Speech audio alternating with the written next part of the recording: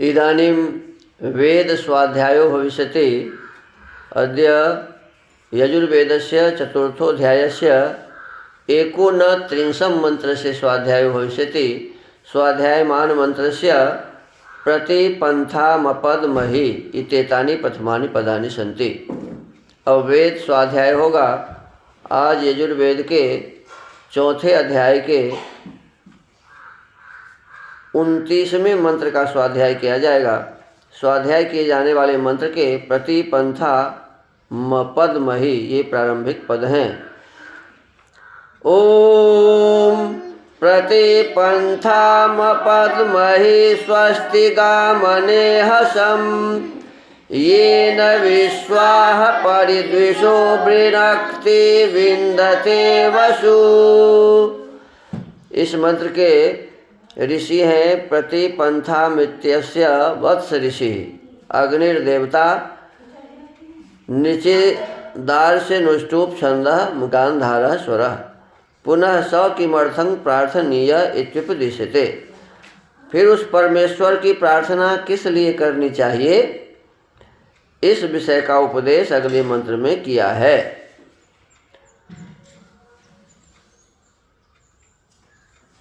पदार्थ।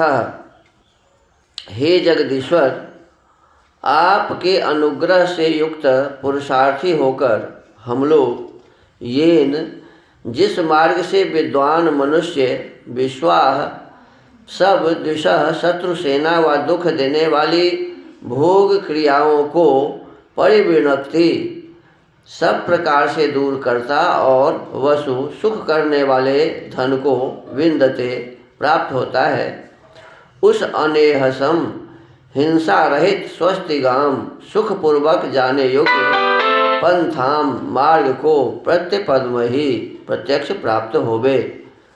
देखिए, इस मंत्र में विशेष रूप से कहा कि हम सब क्या करें तो पुरुषार्थी रहें। क्या हो जी? पुरुषार्थी। पुरुषार्थ क्या है? धर्म अर्थ काम और मोक्ष के लिए जो मेहनत किया जाता है, परिश्रम किया जाता है, उसी को क्या कहते हैं? पुरुषार्थ। ये पुरुषार्थ से ही धर्म होते हैं। पुरुषार्थ करने वाले को ही अर्थ प्राप्त होता है, धन प्राप्त होता है। जो पुरुषार्थ करता है उसे ही अनेक प्रकार के सामग्री खाने पीने के लिए भोग करने के लिए मिलता है। भोग भी कौन कर सकता है? पुरुषार्थ ही भोग कर सकता है। जो आलसी है, प्रमादी है, उसको अन्न ही नहीं पचेगा, खाएगा क्या? तो किसको पचता है? जो मेहनत करता है, परिश्रम करता है। तो भोग भी कौन कर सकता है जी? पुरुषार्थी व्यक्ति। और मोक्ष को भी पुरुषार्थी व्यक्ति ही प्राप्त कर सकता है।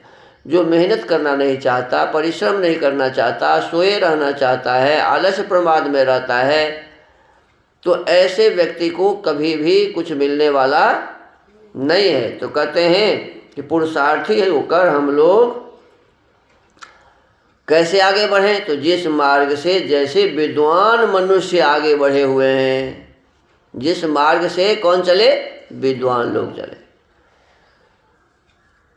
विद्वान व्यक्ति जिस रास्ते से चले हैं, अच्छे लोग जिस रास्ते से चले हैं, हमें भी उसी रास्ते से चलना, अर्थात उसी प्रकार से जीवन को आगे बढ़ाना चाहिए। जिस मार्ग से विद्वान मनुष्य सब शत्रु सेना व दुख देने वाली भोग क्रियाओं को नष्ट करते हैं। देखो, जो हमें दुख देने वाले व्यक्ति हैं वो शत्रु है। वो क्या है जी? शत्रु है। तो शत्रु सेना को हम नष्ट करें, दुख देने वाली जो क्रियाएं हैं उसे छोड़ें, और सुख देने वाली जो कार्य क्रियाएं हैं उसे ग्रहण करें। सुख देने वाले लोगों के साथ रहें, दुख देने वाले लोगों से दूर रहें, तो हमें सुख प्राप्त होगा।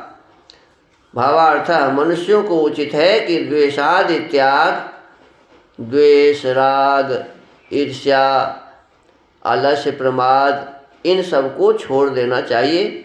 और फिर विद्यादि धन की प्राप्ति करके अनेक प्रकार के जो धन हैं वो हमें प्राप्त करना चाहिए। उसमें विद्या भी एक धन है। कहते हैं सब धनों में प्रधान विद्या धन ही है।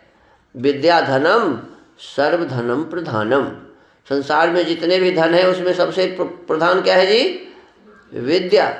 तो हमको आपको विशेष रूप से विद्या का ग्रहण करना चाहिए और अन्य प्रकार के धन भी प्राप्त करने चाहिए। सोना चांदी रुपया पैसा जमीन मकान ये सब भी हमें प्राप्त करना चाहिए, क्योंकि ये सभी सुख देने वाले हैं।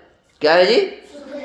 संसार में ये सभी सुख देने वाले हैं, तो इन सब को भी हम प्राप्त करें। तो सुख करने वाले कहते हैं कि विद्यादि धन की प्राप्ति और धर्म मार्ग के प्रकाश के लिए और धर्म के रास्ता पर हमें चलना चाहिए। धर्म का ही प्रकाश संसार में हो। वेद सब सत्य विद्याओं का पुस्तक है। अब वेद का पढ़ना पढ़ाना क्या कहते हैं? सुनना सुनाना परम धर्म का काम है। तो हमको आपको लिखा हुआ है इसमें कि इस परम धर्म के कार्य को धर्म मार्ग के प्रकाश के लिए हमें क्या करना चाहिए? तो सदा ईश्वर से प्रार्थना करना चाहिए। परमात्मा से ऐसी बुद्धि मांगिए, पैसा परमात्मा से ऐसी क्षमता मांगिए कि हम अपने इस जीवन में धर्म के मार्ग में ही चलते रहें, कभी भी अधर्म मार्ग को न पकड़ें। तो सुखपूर्वक हम आप परमात्मा से प्रार्थना करते हुए धर्म और धार्मिक विद्वानों की सेवा में निरंतर लगे रहें और उन्हीं के मार्ग से चलते हुए अपने जीवन में भी हम धर्म का संग्रह करें, धार्मिक बने और सुख को अपने जीवन में धारण करें और इस संसार के सुख को प्राप्त करके फिर हम मोक्ष के सुख को भी प्राप्त करें। तो इस प्रकार के सुंदर भाव आज के इस वेद स्वाध्याय में था। आज के इस वेद स्वाध्याय को यहीं विराम देते हैं। ओम।